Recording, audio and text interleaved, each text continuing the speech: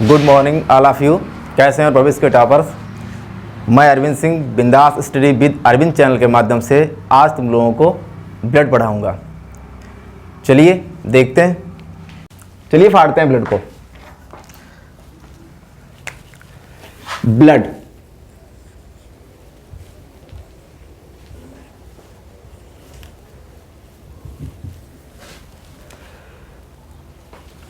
Blood इसको हम रुधिर कहते हैं, इसी का नाम रक्त है, और इसको ही हम लहू कहते हैं। ब्लड एक है, नाम कई सारे हैं। सीधी सी बात है कि ब्लड क्या है। ब्लड एक तरल संयोजी ऊतक है। ब्लड क्या है? एक तरल संयोजी ऊतक है, जिसको मैं कह सकता हूं इंग्लिश में connective tissue. Connective tissue. Connective tissue क्या होता है? कनेक्टिव टिश्यू होता क्या है? कनेक्टिव का मतलब ही होता है संयोजन करना, संयोजी करना। ब्लड जो होता है हमारे पूरी बॉडी के जितने भी अंग होते हैं ना, उनको सब जोड़ के रखता है। जैसे हमारे सिर से लेके हार्ट तक, जो हृदय हमारा होता है, हार्ट से लेके लीवर तक, धमनियां, सिराएं जितनी भी है सब आपस में जुड़ी रहती हैं। इसीलिए हम इसको एक कनेक्टिव टिश्यू नाम देते हैं, अर्थात संयोजी ऊतक कहते हैं। पूरे शरीर के अंगों को आपस में जोड़े रखता है ये, इसीलिए ये तरल संयोजी ऊतक होता है। ये है कैसा? लिक्विड फॉर्म में होता है, तरल होता है, तो तरल संयोजी ऊतक कहते हैं ब्लड को। ब्लड के अध्ययन को हम कहते हैं हेमेटोलॉजी।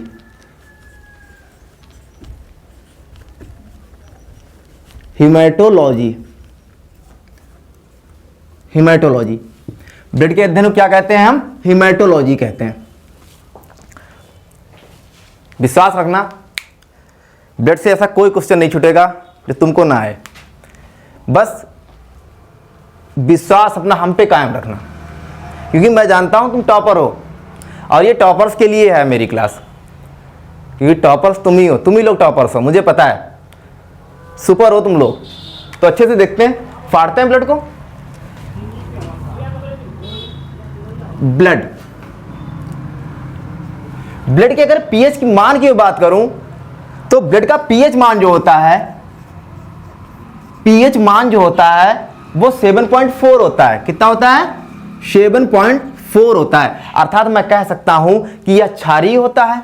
कैसा होता है? क्षारीय होता है। थोड़ा बेसिक होता है, बेस होता है, तो क्षारीय होता है। क्योंकि हमें पता है ना, जो 7 से, जिसका 7 से नीचे है पीएच मान, वो एसिड होगा। जिसका 7 से कम है वो एसिड होगा, और जिसका 7 से ऊपर है, जो 7 से ज्यादा है, मैं बोल सकता हूं 7 से जो ज्यादा है, वो क्या होगा? क्षारीय होगा। क्षारीय होगा। तो ये जो ब्लड है ना 7.4 है, अर्थात ये क्षारीय हुआ। और जो सिर्फ 7 है, वो क्या होता है? न्यूट्रल होता है, अर्थात उदासीन होता है। उदासीन होता है। जैसे जल हमारा क्या है? उदासीन है। उसका पीएच कितना है? 7 है सिर्फ। इसलिए उसमें कोई भी स्वाद नहीं होता है, रंग नहीं होता है, गंध नहीं होती, कुछ भी नहीं होता है। इसलिए उसका पीएच मान जो है वो 7 होता है। इसलिए उसको न्यूट्रल कहते हैं, अर्थात उदासीन कहते हैं। तो पीएच मान हमारा इसका कितना हुआ? 7.4। आगे देखते हैं कुछ ब्लड के बारे में। ब्लड जो होता है पूरे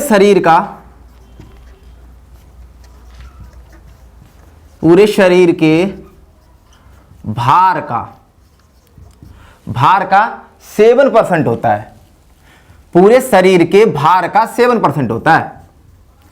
बात स्वस्थ शरीर की हो रही है, स्वस्थ मनुष्य की बात हो रही है। अगर पूरे शरीर का जो भार है उसका 7% हमारा ब्लड होता है। एक स्वस्थ मनुष्य में, स्वस्थ मनुष्य की मैं अगर बात करूं, स्वस्थ मनुष्य की बात करूं तो लगभग 5 से 6 लीटर रक्त पाया जाता है। 5 से 6 लीटर रक्त पाया जाता है। उसके बाद ये तो हो गई हमारे रक्त की कुछ सामान्य सी जानकारी। ब्लड के अध्ययन को हम हेमाटोलॉजी कहते हैं। ब्लड क्या है? तरल संयोजी ऊतक है। इसको कनेक्टिव टिश्यू भी कहते हैं। पीएच इसका होता है 7.4 या क्षारीय होता है। पूरे शरीर के भार का 7% ब्लड होता है, खून होता है। स्वस्थ मनुष्य में 5 से 6 लीटर ब्लड होता है। अगर स्वस्थ मनुष्य की बात करूं तो 5 से 6 लीटर ब्लड होता है। अब देखते हैं ब्लड के कुछ, पहले हम कार्य देख लेंगे, उसके बाद आगे चलेंगे। ब्लड के कुछ कार्य।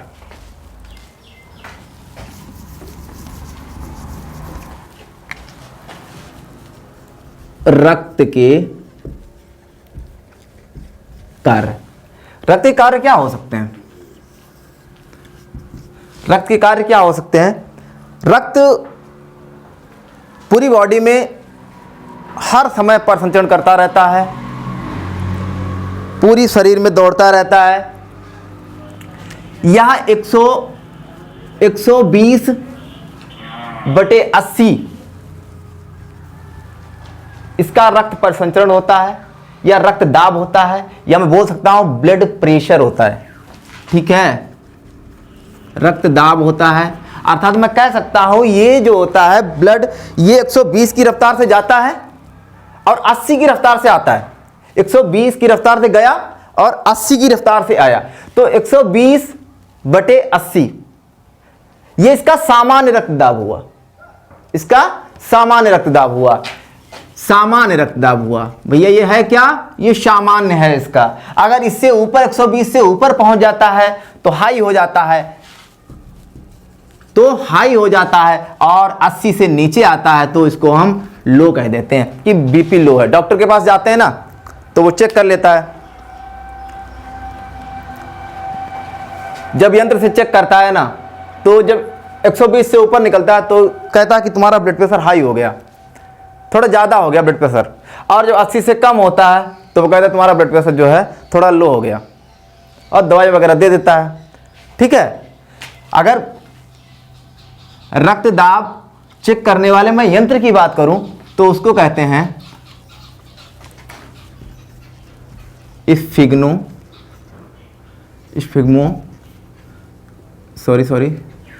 मैनोमीटर। स्फिग्मोमैनोमीटर क्या कहते हैं? स्फिग्मोमैनोमीटर कहते हैं। उस यंत्र को हम कहते हैं स्फिग्मोमैनोमीटर। बात करते हैं रक्त के कार्य क्या हैं। पहला तो रक्त का कार्य जो है ताप नियंत्रण,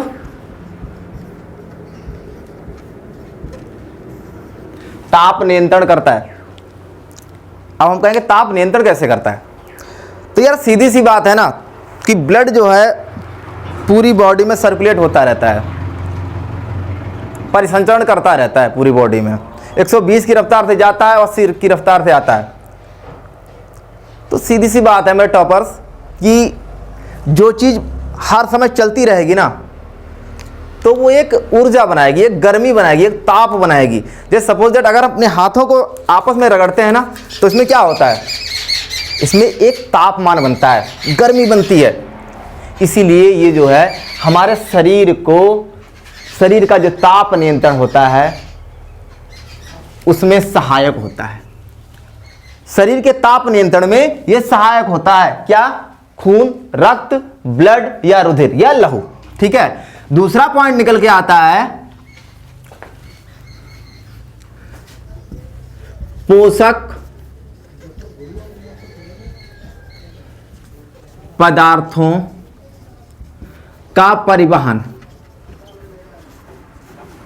अब जो पोषक पदार्थ होते हैं वो भी हमारा रक्त ही लेके जाता है, पूरे शरीर तक पहुंचाने का कार्य करता है। तो ये शरीर में पहुंचाने का कार्य कौन करता है? पोषक पदार्थों का परिवहन कौन करता है?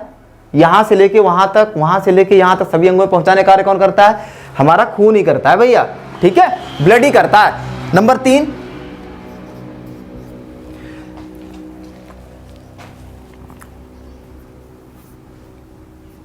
O2 plus CO2, O2 plus CO2 का परिवहन करता है।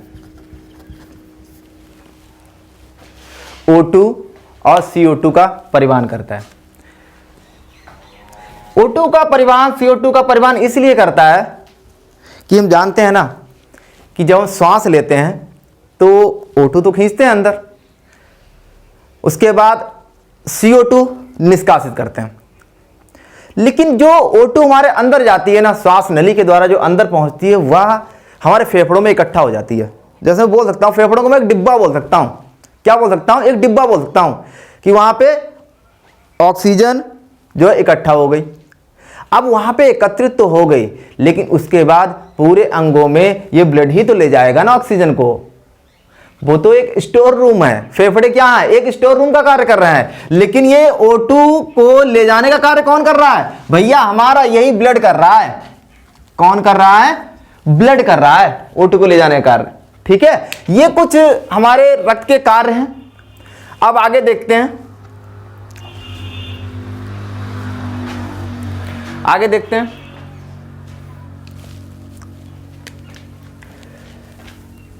अगर मैं ब्लड की बात करूं, अगर मैं ब्लड की बात करूं तो इसमें प्लाज्मा 60% पाया जाता है और हमारा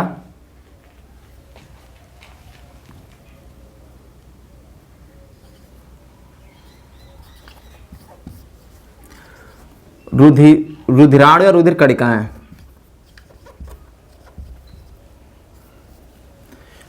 40% होती हैं। कितनी होती हैं? 40% होती हैं। कितनी होती हैं? 40% होती हैं।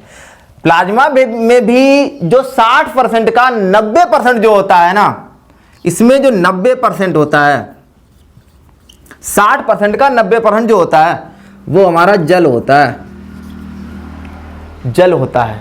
और शेष 10% में हमारी कुछ प्रोटीन्स वगैरह होती हैं। 10% में हमारी कुछ प्रोटीन्स वगैरह होती हैं,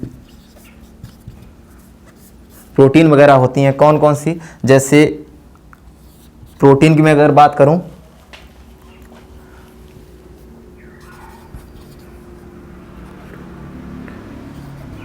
फाइब्रोनोजेन,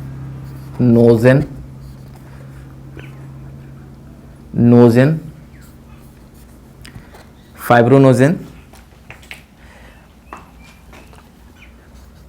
प्रोथ्रोम्बिन, और तीसरा होता है हिपेरिन। हिपेरिन, ये हमारी ऐसी प्रोटीन होती हैं जो प्लाज्मा में रहती हैं और ये रक्त को जमाने का कार्य करती हैं, रक्त को जमाने का कार्य करती हैं। खैर इसके बाद इसको मैं आगे विस्तार से बताऊंगा किसी दिन। आगे देखते हैं रुधिर कणिकाएं। रुधिर कणिकाएं में हमारा कुछ आरबीसी होती हैं, कुछ डब्ल्यूबीसी होती हैं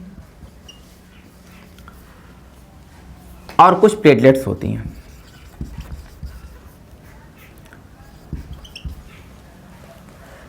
कुछ हमारी प्लेटलेट्स होती हैं। आरबीसी की मैं अगर बात करूं तो आरबीसी लगभग 50 लाख पाई जाती हैं। हमारे ब्लड में जो आरबीसी होती हैं वो लगभग 50 लाख पाई जाती हैं। डब्ल्यूबीसी जो होती हैं लगभग 10,000 पाई जाती हैं, और प्लेटलेट्स जो होती हैं ना वो हमारी 2 लाख से 3 लाख तक पाई जाती हैं। 2 लाख से 3 लाख तक पाई जाती हैं। ये संख्या कुछ गड़बड़ भी सकती है, हो सकता है ये 1.5 लाख से 3.5 लाख कहीं पे लिखा मिल जाए तुमको, कहीं पे 2 लाख से 3 लाख तक लिखा मिल जाए। तो ये मान के चलिए कि 1.5 लाख से 3.5 लाख, 2 लाख से 3 लाख ऐसे हमारी प्लेटलेट्स पाई जाती हैं। क्लियर? अब हम एक एक करके देखते हैं। पहले हम आरबीसी को देखेंगे, उसके बाद डब्ल्यूबीसी को देखेंगे, उसके बाद प्लेटलेट्स को देखेंगे। चलिए आ जाइए। इन द बीच फोटो मेरी खींच। आरबीसी, आरबीसी को हम लाल रुधिर कणिकाएं बोलते हैं, कणिकाएं बोलते हैं। इंग्लिश में इसको रेड ब्लड सेल्स बोलते हैं, रेड ब्लड सेल्स बोलते हैं। इनका जीवन काल जो होता है 120 दिन होता है। जीवन काल कितना होता है? 120 दिन होता है। इनका निर्माण, अगर मैं इनके निर्माण की बात करूं,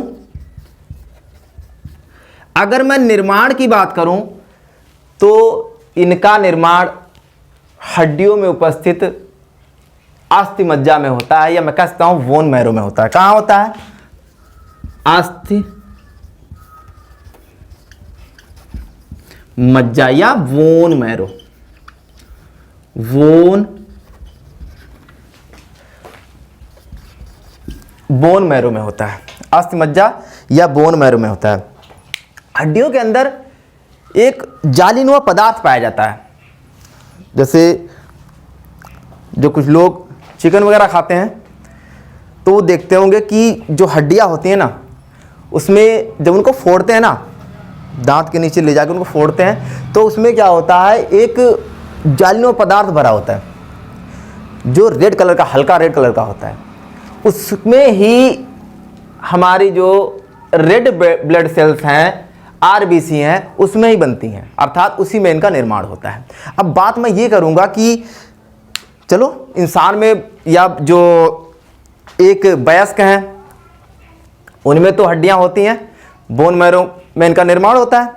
लेकिन एक छोटे से अगर मैं भ्रूण की बात करूं, जो एक भ्रूण है, भ्रूण हमारा कब होता है? जब तक वो माता के गर्भ में होता है, वही तुम्हारा भ्रूण होता है।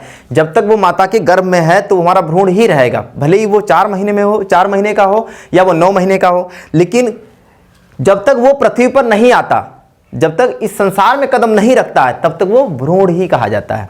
तो भ्रूण के ये जो आरबीसी होती है, कहाँ निर्माण होता है उनके? भैया भ्रूण में कहाँ होता है? सॉरी, भ्रूण में जो होता है वो लीवर के अंदर होता है। किसमें? लीवर। इसको कहते हैं यकृत। क्या कहते हैं? यकृत कहते हैं। और लीवर के भी मीसोडर्म में होता है, वो मैं आगे बताऊंगा। मीसोडर्म, लीवर के भी मीसोडर्म में होता है। ठीक है, बस इतना समझ लीजिए कि जो बच्चा, जो भ्रूण होगा ना, बच्चा हम उसको नहीं कह सकते। बच्चा इसलिए नहीं कह सकते क्योंकि वो पृथ्वी पर नहीं अभी आया है। जब पृथ्वी आ जाएगा तब उसको मैं बच्चा बोल सकता हूं। लेकिन अभी ये भ्रूण है, एम्ब्रायो है, इसलिए क्योंकि वह माता के गर्भ में भी है। जब तक माता के गर्भ में रहेगा तब तक वह एक भ्रूण ही रहेगा, भले ही वो 9 महीने का हो और भले ही वह 4 महीने का हो। क्लियर? ओके मैं टॉपर्स, आगे देखते हैं। उसके बाद अगर मैं इनकी कब्रगाह की बात करूं, अगर मैं आरबीसी कब्रगाह की बात करूं, ये मरती कहां पे है, अर्थात ये दम कहां पे तोड़ती हैं, तो उसके लिए एक स्थान होता है हमारी बॉडी के अंदर। क्या होता है? बॉडी के अंदर होता है स्प्लीन, या इसको हम प्लीहा बोलते हैं। क्या भैया बोलते हैं? प्लीहा, या इसी को हम तिल्ली बोलते हैं। क्या बोलते हैं? क्या बोलते हैं? तिल्ली बोलते हैं। इसको आरबीसी का कब्रगाह कहा जाता है, अर्थात ये यहां पर आके प्लीहा में, तिल्ली में, स्प्लीन में ये अपना दम तोड़ देती हैं। वहां पे आके अपना दम तोड़ देती हैं। 120 दिन में ये अपना वहां पे आके दम तोड़ती हैं। क्लियर? इनकी संख्या 50 लाख पाई जाती है। लाल रुधिर कणिकाएं इनका नाम है, इंग्लिश में इनको रेड ब्लड सेल्स कहते हैं। इनका जीवन काल जो होता है 120 दिन होता है। निर्माण अस्थिमज्जा या बोन मैरो में होता है। भ्रूण में इनका निर्माण लीवर में होता है। और ये दम कहाँ तोड़ती हैं जाके, कहाँ मरती हैं जाके, कहाँ पे नष्ट होती हैं जाके? तो ये प्लीहा या तिल्ली या स्प्लीन में नष्ट होती हैं जाके। ठीक है, चलिए अब देखते हैं हम WBC। WBC आ जाओ। WBC WBC WBC चलिए, इंग्लिश में इनको कहते हैं white blood cells. White blood cells, white blood cells कहते हैं। क्या कहते हैं? व्हाइट ब्लड सेल्स, और हिंदी में कहते हैं श्वेत रुधिर कणिकाएं या सफेद रुधिर कणिकाएं। क्लियर? इनके जीवन काल की मैं अगर बात करूं तो इनका जीवन काल 2 से 4 दिन होता है। इनका जीवन काल भैया कितना होता है मेरे टॉपर्स? कितना होता है? जीवन काल की मैं बात करूं तो इनका 2 से 4 दिन होता है। याद रखना, 2 से 4 दिन होता है इनका जीवन काल। और ये बॉडी के किसी भी हिस्से में मर सकती हैं, अर्थात अपना दम तोड़ सकती हैं। बॉडी के अर्थात शरीर में हर जगह दम तोड़ सकती हैं। लेकिन इनका मैं निर्माण की अगर बात करूं, अगर निर्माण की बात करूं तो निर्माण इनका भी बोन मैरो में होता है। कहां होता है? Bone marrow. कहां होता है? बोन मैरो में होता है। कहां होता है? बोन मैरो या अस्थिमज्जा। कहां होता है? अस्थिमज्जा या इंग्लिश में कहते हैं बोन मैरो में होता है। लेकिन ये मेन पॉइंट यहां पे यार ये आता है कि चलो निर्माण तो आरबीसी और डब्ल्यूबीसी का एक ही जगह पे होता है, ठीक है ना? आरबीसी और डब्ल्यूबीसी का निर्माण तो यार एक ही जगह होता है, बट यार ये कहीं पर भी दम तोड़ सकती हैं। लेकिन आरबीसी जो होती है ना मेरे टॉपर, याद रखना, आरबीसी जो होती है ना वो हमेशा तुम्हारे स्प्लीन, प्लीहा या तिल्ली उसमें ही दम तोड़ेंगी जाके। लेकिन ये जो होती हैं ये बॉडी के किसी भी हिस्से में अपने आप को नष्ट कर सकती हैं, खत्म हो सकती हैं। हाँ, एक बात और है, अगर किसी भी हिस्से में खत्म कर सकते हैं, सीधी सी बात यार ये आ रही है, बोन जो हमारा प्लीहा है, स्प्लीन है, उसमें भी तो नष्ट हो सकती हैं, वो भी तो बॉडी में ही आता है। तो प्लीहा में भी नष्ट हो सकती हैं, स्प्लीन में भी नष्ट हो सकती हैं, एक ही बात है वो तो, और बॉडी के किसी भी हिस्से में नष्ट हो सकती हैं। क्लियर? अब इनकी मैं बात करूं, आ जाओ। इनका जीवन काल 2 से 4 दिन होता है, कंफर्म हो गया। निर्माण बोन मैरो या अस्थिमज्जा में होता है। लेकिन ये कहां पे दम तोड़ती हैं? इनकी कब्र कहां होती है? मैं कहता हूं शरीर के किसी भी भाग में, या बोल सकता हूं अंग में, जहां जहां ये जाती हैं, ठीक है, भाग में नष्ट हो जाती हैं। क्लियर? शरीर के किसी भी भाग में नष्ट हो जाती हैं, कहीं पर भी नष्ट हो जाएंगी। इनका समय पूरा हुआ, ये बेचारी चली गई, सीधी सी बात है। इनका समय पूरा हुआ, ये बेचारी चली गई स्प्लीन में, मर गई जाके। ठीक है, अब क्या हुआ जब ये, लेकिन इनका यार मुख्य कार्य क्या है वो तो हम देख लें। यार इनका मुख्य कार्य जानते हो क्या होता है मेरे टॉपर्स? इनका मुख्य कार्य जो होता है ना,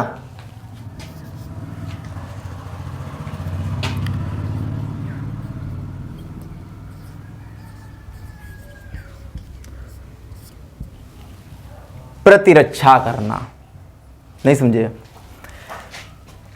मतलब जो हमारा इम्यूनिटी जो पावर होता है ना, जो इम्यूनिटी सिस्टम होता है, उसको मजबूत करती हैं ये। अर्थात मैं कह सकता हूं कि रोगों से लड़ने के लिए हमारे अंदर क्षमता उत्पन्न करती हैं, हमारा इम्यूनिटी सिस्टम को मजबूत करती हैं ये। ठीक है, अर्थात मैं कह सकता हूं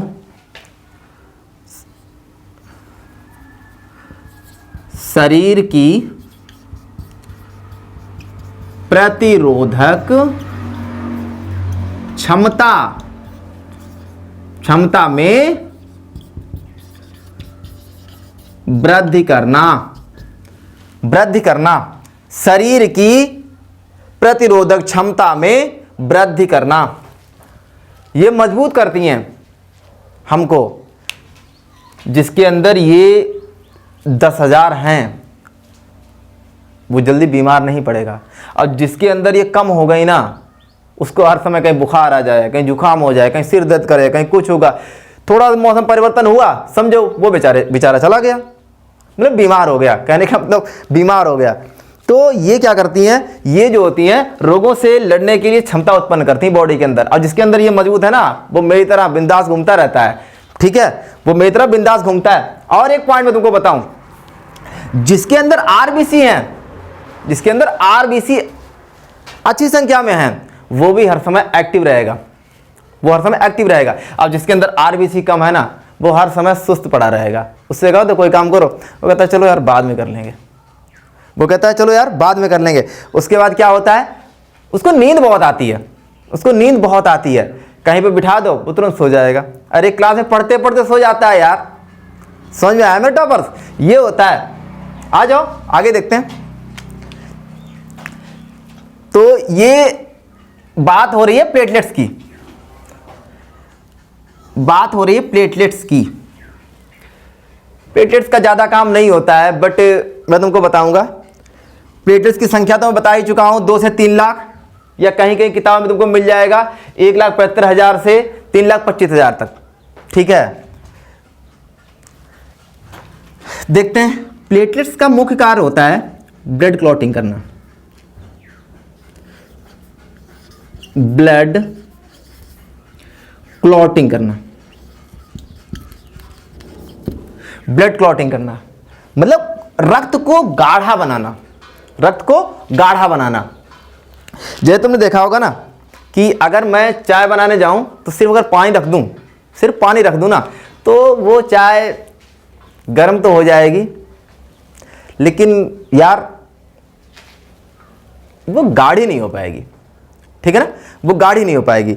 तो कहने का मतलब ये होता है, अब उसमें क्या करते हैं, उस पानी में हम दूध डालते हैं, चाय की पत्ती डालते हैं, चीनी डालते हैं, है ना, तुलसी की पत्ती डालते हैं, ठीक है, अदरक वगैरह डालते हैं। तो ये सब क्या करते हैं, ये चाय को जो है गाढ़ा करते हैं। तो ये ब्लड का, ये जो प्लेटलेट्स होती है ना, ये हमारे ब्लड को गाढ़ा कर देती हैं, ब्लड क्लॉटिंग करती हैं, थक्का बनाती हैं। मैं बोलूँ तो रक्त का थक्का बनाती हैं, जिससे कि हमारा जो रोम छिद्र होते हैं ना, इनसे ब्लड नहीं निकलता है। जब डेंगू बुखार कभी आता है, जब डेंगू बनता है ना, मादा एडिस से जो डेंगू बनता है ना, तो उसमें डेंगू में इनका बहुत ह्रास होता है, इनका बहुत ह्रास होता है, मतलब बहुत घटती है, बहुत संख्या में घटती है, वो इनको मारता चला जाता है। जो मादा एडिस से हमारा डेंगू बुखार बनता है ना, वो इनको बहुत नुकसान पहुंचाता है। और जब इनको नुकसान पहुंचता है ना भैया, तो ये सीधी सी बात है मेरे टॉपर्स, ये घट जाती हैं। जब घट जाएंगी तो एक स्टेज ऐसी आएगी जहां पर ये बिल्कुल कम हो जाएंगी, इनकी संख्या बहुत कम हो जाएगी और ब्लड जो है जो गाढ़ा बनाने का कार्य करती थी ना, वो बहुत पतला हो जाएगा ब्लड, और शरीर के प्रत्येक छिद्र से ब्लड बाहर आने लगेगा और उस रोगी की मौत हो जाएगी, फाइनली इसकी डेथ हो जाएगी। ठीक है, तो तभी जब हम डेंगू बनता है तो डॉक्टर के पास जाते हैं, डॉक्टर कहता है भैया ऐसा करो, पहले प्लेटलेट्स कम हो रही हैं तो इसके जो प्लेटलेट्स बढ़ाने के लिए हमको कीवी फल खाने के लिए बताता है, पपीता खाने के लिए बताता है, बकरी का दूध खाने के लिए बताता है और बहुत सारी दवाइयाँ बताता है। क्यों? क्योंकि ये जो हैं हमारी प्लेटलेट्स ये बनी रहें, जिससे कि हमारा ब्लड जो है गाढ़ा बना रहे और शरीर के अंदर रुका रहे। क्लियर? उम्मीद समझ में आ गया होगा।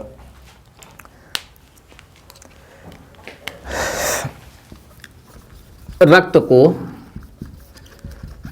गाढ़ा बनाती हैं, रक्त को गाढ़ा बनाती हैं। इनकी संख्या पता ही है, 2 से 3 लाख या 1.75 से मैं डाल दूं यहां पे, लो 1.75 से 3.25 लाख तक। अब क्लियर है? 1.75 से 3.25 लाख। क्लियर?